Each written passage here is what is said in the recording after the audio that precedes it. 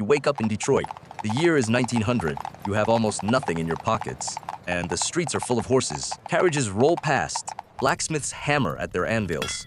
The air smells of manure, coal smoke, and river water. This is a city of stoves, ships, and horse-drawn wagons. For everyone around you, the future is uncertain.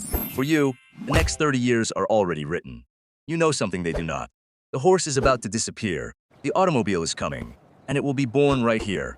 Look around you. Nobody believes in the car. A car is a rich man's toy, loud, unreliable, and useless on muddy roads. But you know the truth. Within 20 years, this city will build most of the cars on Earth. Detroit will become the Motor City. So the question is simple. How do you turn empty pockets into a fortune before anyone else sees it coming? First, you need to understand where you are.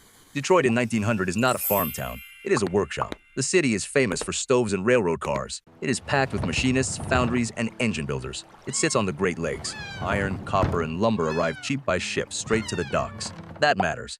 A car is really just an engine, some steel, and skilled hands. Detroit has all three, sitting idle. You have a choice to make. Do you try to build cars yourself, or do you bet on the men who will?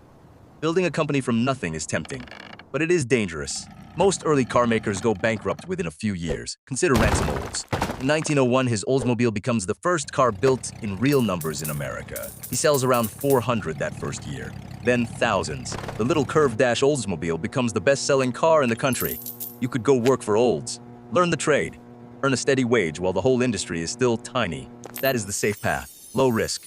But you will never get truly rich on a paycheck, so you keep looking. There is a bolder move. You know a name that almost nobody respects yet, Henry Ford. Right now, Ford is a nobody. An engineer tinkering with gasoline engines in a brick workshop off Bagley Avenue. He already built a little machine he calls the quadricycle, 4 bicycle wheels and an engine. People stare and laugh. His first company fails in 1901. His second pushes him out and later becomes Cadillac without him. Investors think Ford is finished. 2 failures in 3 years. A dreamer who cannot run a business. But you know what they do not. In 1903, Henry Ford will try one more time. And that time, he changes the world. So here is your real opportunity. You do not need to build the car. You need to own a piece of the man who does. In June 1903, the Ford Motor Company is founded. 12 investors put in $28,000 in cash. That is the moment. The single most important door in this entire city is about to open, and it opens once. Look closely at who walks through it. Some of these investors are almost broke themselves. James Cousins, a clerk, scrapes together $2,500. Part of it borrowed, part of it his life savings. His sister, a country school teacher, invests just $100. 100, that is a number even you can reach. The Dodge brothers, John and Horace, do not pay cash at all. They flush engines and parts and take stock instead. So you spend the next 3 years doing whatever it takes. You take a job. You save every coin. You wait. You could gamble your savings on a gold scheme or a Western land deal. But you know exactly where the real rocket sits. When 1903 arrives, you do the unthinkable. You hand your small stake to the Ford Motor Company. Everyone thinks you are a fool. Betting on cars, on Ford, the man whose last 2 companies collapsed? Let them laugh. You have seen the future. The future has an engine. Then the trouble starts. A lawyer named George Selden claims he owns a patent on the entire gasoline automobile. Selden demands a fee on every car sold in America. If he wins, the whole industry belongs to him. Most car makers pay him and stay quiet. Ford refuses. He fights, alone, against the patent and the men behind it. For years, the lawsuit hangs over the company like a dark storm cloud. Your stake could be worth nothing. This is your first real test of nerve. Do you sell in a panic, or do you hold? You hold, because you know the ending. In 1911, Ford wins the appeal. The patent is broken. The road is open to everyone. Now the real story begins. In October 1908, Ford releases a car simply called the Model T. It is plain, it is tough, and it is cheap. It starts at around $850. Farmers buy it, doctors buy it, ordinary families buy it. Demand explodes past anything the factories can handle. So Ford does something no one has ever tried at this scale. In 1913, he builds a moving assembly line. The car now comes to the worker on a belt. Assembly time for a chassis falls from about 12 hours to 90 minutes. Costs collapse. Prices fall and fall.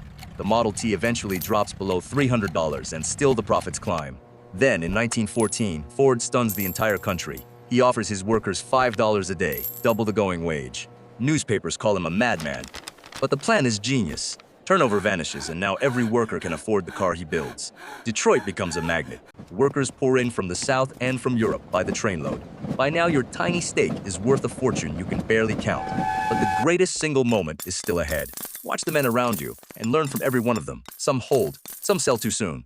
David Buick built a brilliant car and a great company. But he sold his shares early and died with almost nothing. William Durant took a different road. He gathered Buick, Oldsmobile, and others into a giant called General Motors. You could have chased Durant instead. A tempting bet. But his empire nearly collapses twice, and he loses control of it. That is the lesson written right in front of you. Brilliance is not enough. In this game, the fortune goes to those who hold. So you hold. Through the lawsuit, through the assembly line, through the boom that swallows the whole city. Then comes 1919. Henry Ford decides to buy out every minority shareholder and take full control of his company.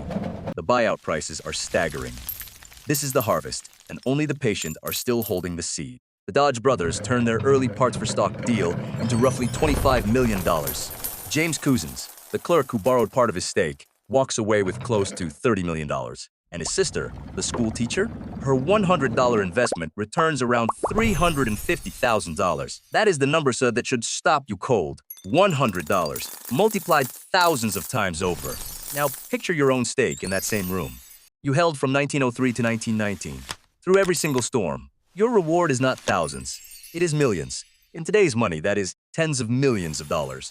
You arrived with empty pockets in a city of horses. You leave as one of the wealthiest people in Michigan. While you were holding, Detroit itself transformed. Its population doubled, then kept climbing toward 1 million and beyond. Fields became factories. A quiet river town became the industrial heart of America. The Motor City was born. But here is the twist you must understand. You did not win by inventing the automobile. You never designed an engine. You never ran a factory floor. You never once worked a lathe. You won by seeing one thing early and then refusing to let go of it. Direction beats effort.